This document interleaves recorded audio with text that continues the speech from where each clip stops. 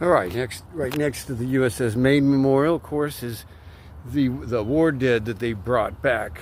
They got most of them out, and then when they brought it up, they tried to preserve more. Some actually were left inside the ship when they sunk it off the coast of North Carolina, but many of the soldiers from the USS Maine, some were identified here as 4 unknown, because when they brought up the ship in 1912 from Havana Harbor, they tried, just like at the USS Arizona in Pearl Harbor, they tried to take remains out, and it was not pretty, let me put it that way. So they stopped after a little while. Some were left behind.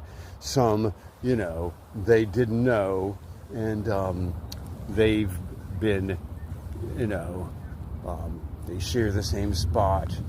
You know, here's 7 unknowns and stuff like that. More unknowns of the USS Maine all through here. Unknown USS Maine. Unknown USS Maine. And then over here, we start seeing names. There's 5 unknown. And then here we start seeing names: A.V. Erickson, U.S. Navy; G.W. Smith, U.S. Navy. So if you see those pictures, you know, of all the Maine, you see all the caskets put out when they were, I think it was 1899. We brought some back, and because they were buried, some in Cuba, and then they were disinterred and brought them back up here.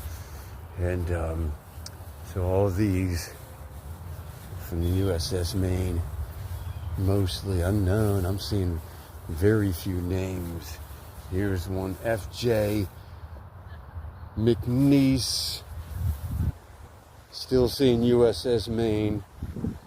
J. Boyle, U.S. Navy. So U.S. Maine. So yeah, this whole section all the way up into that road right there, this is all USS Maine dead.